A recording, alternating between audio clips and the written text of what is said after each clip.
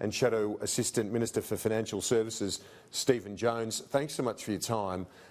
Mr Albanese wants this to be the end of the introspection, but it's easier said than done, isn't it, after an election loss like that? Oh, look, it sure is. If we're still talking about this on Monday, then there's a problem. But I think we need to send a clear message to Australians that we've learnt the lessons of May 2019.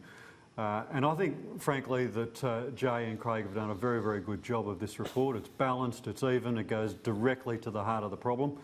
And I've got to say, Scott Morrison got lucky in 2019. He won't find us making the same mistakes in 2021-22. We'll keep the government to account over the next 3 years and ensure we've got the policies right, but just as importantly, we've got the campaign right in 2021-22. Because my analysis goes something like this. I think we ran a pretty good opposition over the last 3-4 years, but ran a pretty bad campaign. I think the government is the opposite. They ran a pretty hopeless government and a pretty good campaign. They got lucky in 2019. It's not going to happen again. It was cluttered in terms of the amount of policies. One area where it's been problematic, we heard Joel Fitzgibbon talking to Laura Jays this morning about his views when it comes to responding to climate change. But the authors of this report, Weatherall and Emerson, are emphatic that you need to maintain that as a core belief in terms of dealing with it. How do you bring the blue-collar base, many in your own seat, with you? Yeah, look, I've got a big manufacturing base, I've got a big coal mining base within my electorate, and they're as concerned as anybody else about the environment that their kids are going to inherit, but they want to ensure that the government's got their back on their economic security, on their job security, and there's a plan forward for the region that I represent, that they live in, that Joel and Pat Conroy and Sharon Clayton and others represent up there in the Hunter. So, look, I think we can do this. I don't think it's that hard. I think in Anthony Albanese's first speech on jobs, he laid a path forward for that narrative. We talked about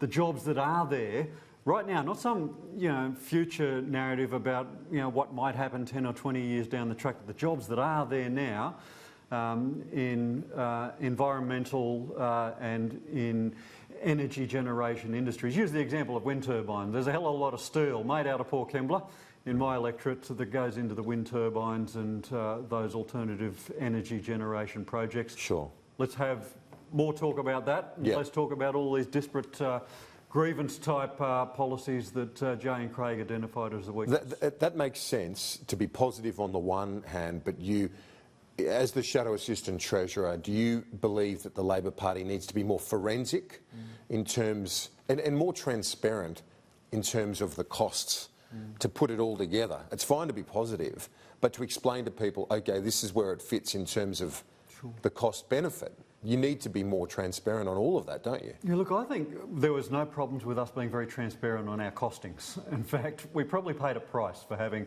so many policies, over 300 costed policies, most of them announced throughout the course of the last 2 years.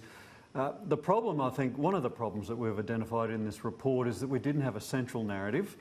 But I'm just talking specifically on climate change, on that issue itself. Like, to say to people, it's obviously a very complex area, but to make your case, which you believe the upside is there, it's surprised me that people and politicians haven't done this sooner, to be talking about where they want change, where the positives exist. But how it's tangible. How it's tangible, but also you need to be putting that in the context of where things won't exist anymore and how you're going to manage that.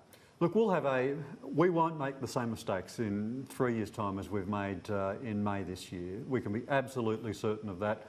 The issues will change, the debate will move around, but we will take the learnings from this report and our failures in 2019 and ensure that we don't repeat them again at the next election. And one of the things that Anthony Albanese is going to set out in his press club speech today is to make it quite clear that to win the next election, we have to have a very strong economic story which is about jobs, which is about growing the economic pie and about ensuring how everyday Australians in electorates like mine and electorates like Joel's throughout regional and outer urban Australia have got a stake in the future. And if we let ourselves down in the last election, we didn't tell that story adequately, and there was a bit much overweight, if you like, in the disparate other issues and not enough emphasis on those core economic issues that are the centre of people's concerns. On that aspiration issue, I want to ask you about Paul Keating's intervention, not last night, but last year, when he said that basically he said it was outrageous that the top marginal tax rate had not reduced since he had cut it in 1990 from 60% to 47% across 7 years. But that was his move. And he was critical of the fact that it's still there. Labor at the election was going to bump it up, the top marginal tax rate. Do you get the argument, as Keating made it last year and in years gone by, as other Labor figures have made it, that you need that to address that sort of issue if you're talking aspiration? Sure. Look, there are two sides to the tax debate. There are the things that we've got to ensure that we've got enough money in the budget to spend on the things that people expect the federal government to do. And if we've got a criticism of what the government's doing, is that they've got a whole bunch of unfunded tax arrangements in the system, baked into the system at the moment. The last round of tax cuts, a $95 billion hit to the budget. Sure, growth might get us there, but we've got a lot of other big hits coming to the budget. $4.6 billion one-off NDIS saving, which is pumping up the budget surplus for this current year. But also we've got an Aged Care Royal Commission which is going to shine a light on the fact of a lack of resources in the aged care sector. And so tax cuts are always very, very popular. What is also very unpopular is you talk about aspiration on the one hand, and yet Paul Keating says 30 years on from his reform, they remain pathetically high, double what it is in Singapore. You say aspiration on the one hand, but then you're going on to talk about why it might be impractical. Where do you land that? We've got to get the tax policies right. There's no doubt about that, and got the balance between our income taxes and other taxes right. Absolutely no argument about that, and ensuring that everything we are doing is talking to those Australians who want to look after themselves and get ahead in life. No argument about that. But at the same point in time, Kieran, we've got to be able to say to people, well, if you want more money going into the aged care system, and it is obvious that that needs to happen, if you want a fully funded NDIS, and it is obvious that that needs to happen, if you want to fund your infrastructure, then we've got to have a revenue base that makes that possible. And we're very, very doubtful whether the government's got all those numbers out. But when you say aspiration and people getting ahead, are you just using those words, or do you firmly believe that you need to deal with the aspirational class in terms of that top marginal tax rate? It might not be the blue-collar base, it might not be the base that Labor would traditionally target, but if you want to target people not just earning that now, but those that want to earn that, that's symbolic, isn't it? You were going to bump up the top rate. Firmly believe it. I come from an area that is built on this. Like the electorate that I represent, Kieran, people don't understand. People have come from all over the world with nothing in their pocket, worked in manufacturing, worked in mining, put their kids through school, many of them now going through university, first in family doing that. My region is the story of aspiration. Sure. People coming from nothing, getting a livelihood, owning a home, sending their kids through, joining, either starting a trade or a profession, having a lifestyle that was never available to the people that came before them.